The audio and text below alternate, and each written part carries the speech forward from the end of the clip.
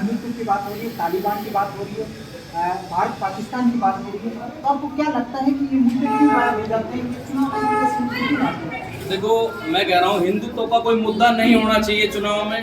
तालिबान तो अपना अलग है यार, उनका तो तालिबान कहीं बाहर पड़ा है, हमें वहां से क्या लेना देना। आप भारत के नागरिकों को आप तालिबानी बता रहे हो।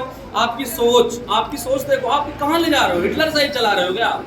अपने देश के, अब जो अपने देश की यूथ है, नागरिक है, अपने देश के लोगों को आप देशद्रोही बता रहे हो, तालिबानी बता रहे हो, अफगानी बता रहे हो, पाकिस्तानी बता रहे हो। आप इस देश को कहाँ ले जा रहे हो?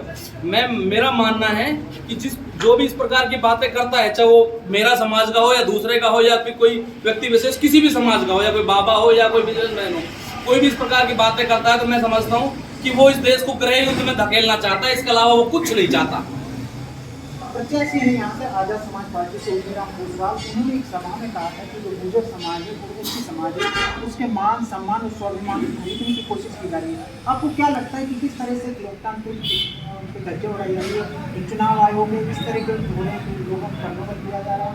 क्या कारण चुनाव आयोग फेल है या क्या लगता है? देखो, चुनाव आयोग के सामने सब कुछ खुली किताब है, सब कुछ पता होते सराते भी चुनाव आयोग अगर एक्शन नहीं लेता है तो मैं मानता हूँ चुनाव आयोग के ऊपर भी प्रेशर है। मुझे पता है कि मेरे प्रत्याशी उदयराम पोसवाल को, जिसको हम सपोर्ट कर रहे हैं, उसको प्रलोभन दिया गया कि तुझे हम लोकसभा देंगे, विधानसभा देंगे, लेकिन उन्होंने कहा कि मैं भाई चंद्रशेखर की विचारधारा को फॉलो करता हूँ, बाबा साहब अम्बेडकर की विचारधारा को फॉलो करता हूँ। मैं ऐसी समाज के मान सम्मान के लिए चुनाव लड़ रहा हूँ, मैं गुर्जर समाज के मान सम्मान की लड़ाई लड़ रहा हूँ, मैं जाट समाज के मान सम्मान की लड़ाई लड़ रहा हूँ, और मैं मुस्लिमों के मान सम्मान की लड़ाई लड़ रहा हूँ। मैं किसी व्यक्ति विशेष की लड़ाई नहीं लड़ रहा, मैं किसी जाति विशेष की लड़ाई नहीं लड़ रहा, मैं सभी की लड़ाई लड़ रहा हूँ, सभी धर्मों की लड़ाई लड़ रहा हूँ, और सभी जातियों की। 6243 जातियां हैं, उदयराम पोसवाल सभी जातियों का मान सम्मान कर रहा है, सभी की आवाज उठा रहा है, सभी के लिए लड़ाई लड़ रहा है। लेकिन आखिरी सवाल आपसे ये है कि आपके समाज की बड़ी पंचायत हुई, क्योंकि ये पंचायत बहुत मायने रखती है, क्योंकि जो एससी वोटर है, एससी समाज है, SC वो निर्णायक वोट लेके जा रहे हैं। तो क्या रहा पंचायत में और यूथ किस तरफ रहे? देखो, मैं आज की पंचायत के बारे में आपको पूछना बताता हूँ। आज की पंचायत रही, वो हमारे बड़े बुजुर्गों ने उस पंचायत को रखा, और उस पंचायत में सभी का मान सम्मान हुआ। उन्होंने बहुत सारी चीज़ों पर चर्चा की और बहुत सारे इशू निकल कर आए। उनको भी ये सारा पता है कि यूथ कहाँ है।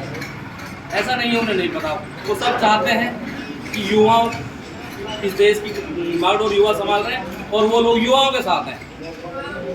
पंचायत में से कोई निर्णय नहीं हुआ, ऑफिस या कोई निर्णय या देखो, जो हमारा एससी समाज है वो किसी का बंधेल नहीं है, किसी का रखेल नहीं है। वो किसी की तरफ नहीं जाएगा, ना कांग्रेस की तरफ जाएगा, ना बाबा की तरफ जाएगा। वो ऐसी समाज बहुत निर्णायक समाज है, वो सोच समझ के वोट डालता है। वोट होती है वोट की, अगर हम वोट सार्वजनिक कर देंगे तो हो सकता है आज मैं आपको बता दूं ऐसी समाज उसकी तरफ जा रहा है, और वो आपके माध्यम से पता करके दूसरे लोग हमारी वोटों में सेंध लगाने की कोशिश करें, हमारे लोगों को प्रलोभन देने की कोशिश करें। तो ऐसा नहीं है कुछ भी। ऐसी समाज जी बिल्कुल बी पॉजिटिव लो आप। ऐसी समाज जहाँ जाना है, जहाँ यूथ है वहाँ ही जाएगा। ऐसी समाज इसको कोई खरीद नहीं सकता।